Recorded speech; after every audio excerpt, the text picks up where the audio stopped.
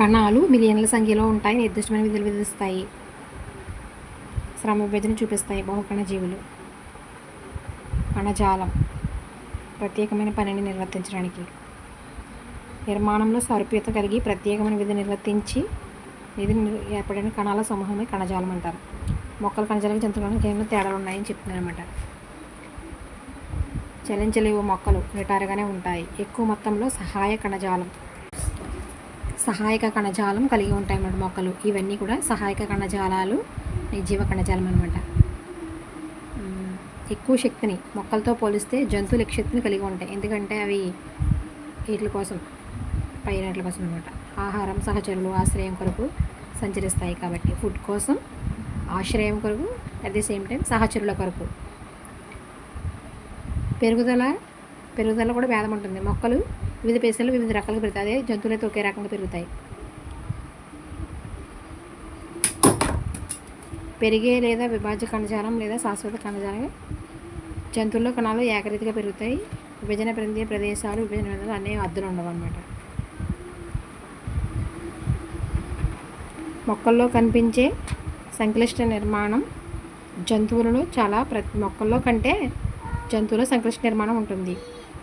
ఈ మౌలిక భేదాన్ని అనుసరించి రెండు సమూహాల జీవన విధానంపై ప్రత్యేక ఆహార సేకరణ పద్ధతులలో ప్రభావం చూపిస్తాయి.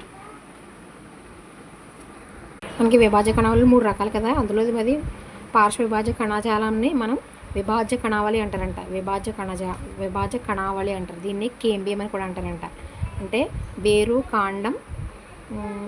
కాండం పొడవును వృద్ధి చేస్తుంది. ఏది అగ్ర విభాజ్య కణజాలం. పార్శ్వ విభాజ్య కణజాలం అయితే కాండం పార్శ్వాన్ని పెంచుతుంది, ఇలా లావుగా అవ్వడానికి. మనకి విభాజ్య కణజాలాల్లో రిక్తికలు ఉండవంట. స్పష్టమైన కేంద్రకాలు, పలుచని కణకవచాలు, చిక్కని కణద్రవ్యం, సెల్యులోజ్తో తయారైనవి. మళ్ళీ కణకవచాలు కూడా సెల్యులోజ్తోనే తయారవుతాయి. కణాలు చాలా చురుకుగా ఉంటాయి. మనకి దృఢ కణజాలం ఎక్కడ ఉంటుందంటే నాలికా పుంజాలు చుట్టూ